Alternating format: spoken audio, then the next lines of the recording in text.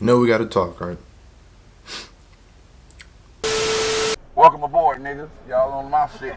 I took this shit over for the day. Alright, what is good, YouTube? It's your boy Tev back at y'all again with yet another one, man. Today, we're gonna be going over my top 11 projects of 2020. I know it's supposed to be 10, but I was conflicted with one of these projects, man, whether putting one over the other, and I definitely couldn't, so I'm just doing top 11, you know what I'm saying? I got like 5 honorable mentions, you know what I'm saying? I just feel like this year is probably the greatest year for underground hip-hop, like, ever. To this day! A lot of people were, you know, putting the forefront on the underground rap. It was less focused, at least for me, it was less focused on the mainstream artists. There's not too many mainstream projects I can think of right now that came out this year that, you know what I'm saying, I'm completely messing with. But yeah, good year for 2020. This is my top 11. We're gonna get into it. Coming in at number 11, we got Larry June. Numbers. Keep Going. Very dope project, man. California rapper, produced by Harry Fraud. Literally the dopest instrumentals that he actually went over so far. Very throwbackish. It's been a great year for Harry Fraud as well, but I feel like the production on there was the big thing in the forefront for that project, man. At the same time, you know what I'm saying, he has that classic California sound, you know what I'm saying? You know I'm a sucker for that shit because that's where I'm from. He drops projects like on the regular. In my opinion, that's his best project of this year. Coming in at number 10, we got Flealord with Hand Me My Flowers, bro.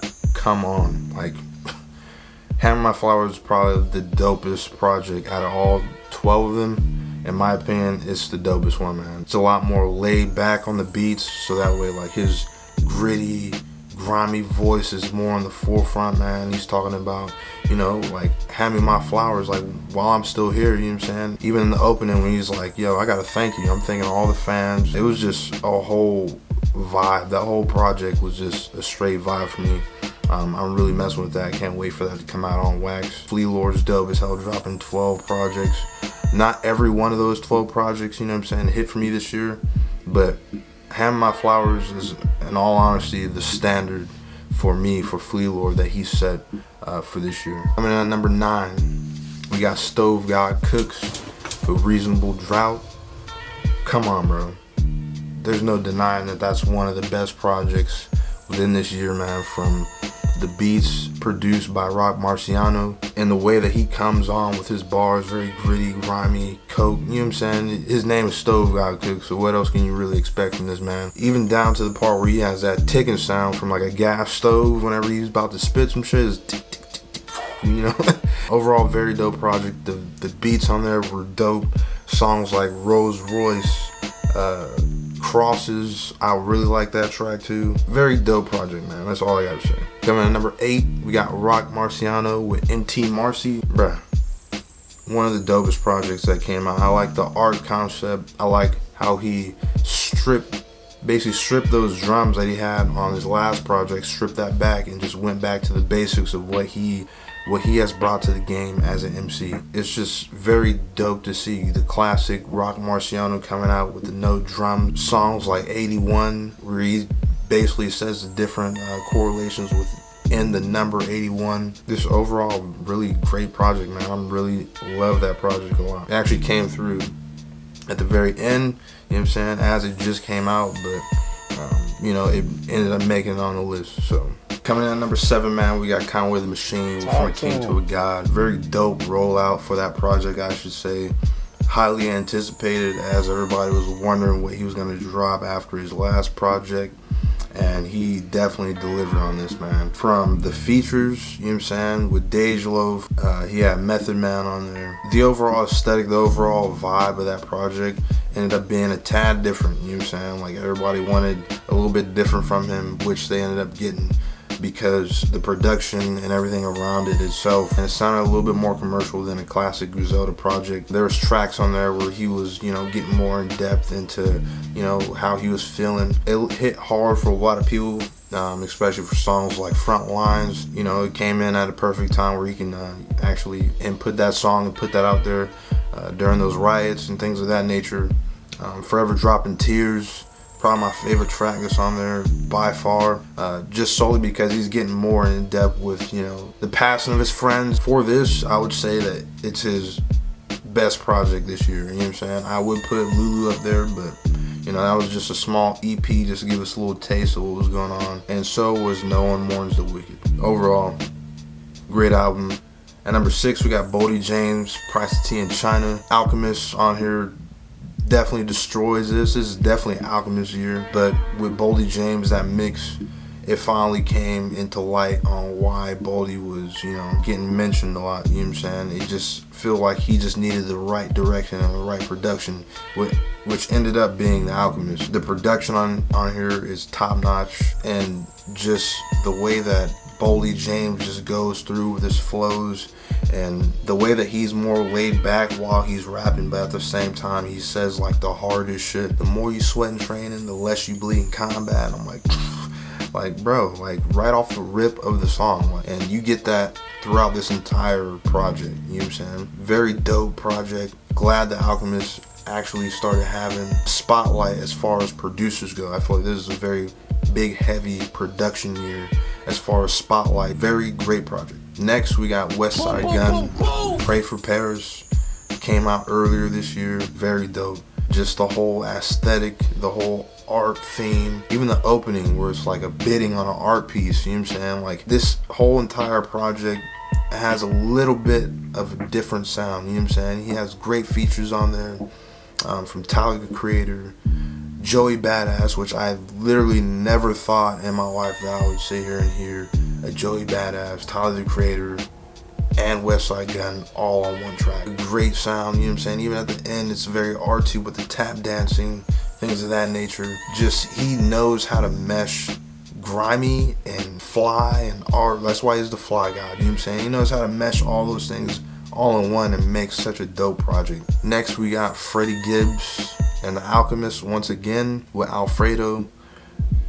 Literally, this is like probably the biggest surprise project. I don't even remember seeing like a rollout or anything for it. It was just like, I forgot what dropped. Something dropped on that day, and all of a sudden it was just like, bam, this dropped too. Like, and I was like, okay, Freddy Gibbs. I guess we'll see how this shit sounds. And I was listening to other project before, and I turned this thing on. I'm like, production, Alchemist, man, like, do I even really got to talk about it? You know what I'm saying? At this point, do I even have to say anything about Al? I shouldn't have to say nothing. Everybody knows how he operates, how his beats are.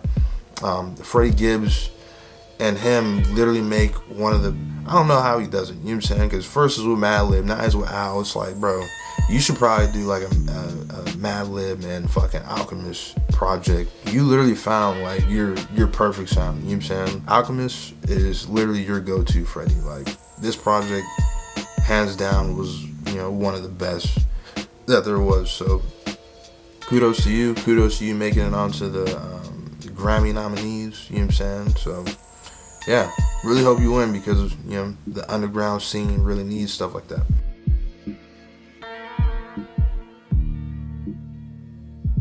Next, we got Benny the Butcher, Burden of Proof. Like, you know, I had to put all 3 Griselda projects on here, you know what I'm saying? Because if I didn't, that's slighting them, you know what I'm saying? They've been working so hard this year, and their projects have been the best. This Buffalo, man. Very dope, produced by Hit Boy. Everybody was hating on it. I have no clue why, but just the overall sound, even down to the interviews and all that stuff that came out, it just sounds a lot more light. It don't sound as dark as all the rest of the Griselda projects. A lot of people really didn't like that, but in my opinion, I like how, you know, it showed nothing but improvement, nothing but growth. He gives you, you know how he is, he always gives give and take. I'm gonna give you guys the consequences and things that happen, and the reason is why things happen like that, you know what I'm saying? I'm not just gonna sit here and glorify and say everything's all good, and that's all I'm giving you. You know, him mentioning about his mother, you know what I'm saying? Him knowing that the things that he was doing, you know what I'm saying, was hurting her in the long run, and him not realizing that as a kid, you know what I'm saying? Like, things like that are on this project, and it really hits home, especially for me. It's just overall just a really great project. The production on here is dope as hell, you know what I'm saying? Hit Boy literally destroyed the hell out of this project. Before I get to my actual album of the year, man, I'm gonna give you my honorable mentions. First honorable mention, Vino La Mano, Last Week's Enemy. Dope as hell. Riggs and Future Wave with Substance Abuse. That literally came out like a few weeks ago and it made it on here. If you haven't heard that project, go check it out, man. Very dope. Westside Gunn with Who Made the Sunshine. Boom, boom, boom, boom. That was up there as far as, you know, projects of the year for me. But Pray for Paris ends up beating it out because I gotta choose between one or the other. And Pray for Paris, in all honesty, is just way too classic to let it go. Next, Conway with Lulu. Talk to him. The rollout for that was dope as hell. I just wish that he, you know, put the actual vinyl out separate from the jacket. That's the only complaint I really have about that rollout. And last honorable mention, Action Bronson with Only for Dolphins. That whole entire project was immaculate in my opinion. You know what I'm saying? Like, very under the radar, different sounds. It literally sounds like you're literally traveling all over the world with them. It's a very dope project. If you haven't listened, you should go listen to it. Got a reaction video up here if y'all want to see that one too. Now, for my #1 album of this year, man. Give me a fucking drum roll, bruh. Ransom and Nicholas Craven, Director's Cut Part 3. Come on, bro. Hardest project of the year. Ransom has literally put himself on the map as one of the greatest MCs, and I don't care who says otherwise. It's just crazy the way that he spits, the things that he says, the way that he chains his bars together. It's just dope. And to pair that with the production of Nicholas Craven is absolutely fucking nuts. Like, Nicholas Craven, bro, you are literally one of the top producers up there right now. Just the way that he crafts his beats is a lot different than other people, you know what I'm saying? And you can literally hear it. People want drums and things of that nature. There's no drums, there's heavy samples, but the way that he twists up the samples is just crazy the way he does his sampling that's on there. Really great production, man. The songs and everything is like named after, you know, scary movies. The artwork on here is really dope. There's literally, I tried to sit here and put projects up against it, and in my book, every project that went up against it was no match, especially just content wise, you know what I'm saying? Like on Hereditary, man, like he was saying so much crazy lines on there. It really hit, you know what I'm saying, the way that he did it. Like if you compare Hereditary to Front Lines, like those two songs, they compare so much because they're talking generally about the same thing, but the way that Ransom presents his bars and what he's saying, so many things, and it goes so much more in depth of what is going on. It just is an overall just great project. If you haven't checked that out, man, because I don't know where you've been, bro, if you haven't heard any of the director's cut scenes, scene 1, 2, or 3. But that scene 3 is definitely the best one. I think actually that Versace tape came out the same day. I was so disappointed, and as soon as it came on, man, I was going nuts. You can actually see my reaction to that album up here, so you can go ahead and check that out, Director's Cut Scene 3. And yeah, and that's my top albums in 2020, man. Comment down below, man. Let me know what you guys think. What's your top albums of this year, man? Like, do you agree with me? Do you not? What's your #1 project of this year? You know what I'm saying? Comment down below. Let me know. Don't forget to subscribe to the channel. We're gonna be doing that From a King to a God giveaway, man. Just got the vinyls in, so make sure you guys subscribe, man. 500 subscribers, and we'll start posting and letting people know what's going on with that. In order to stay up to date on all that stuff, make sure you guys go to my Instagram, linked in the description, and make sure you guys follow me. Also got a vinyl collection video in the works, so yeah. It's your boy. Catch y'all with another one, man. I'm out of here. Fuck y'all looking at.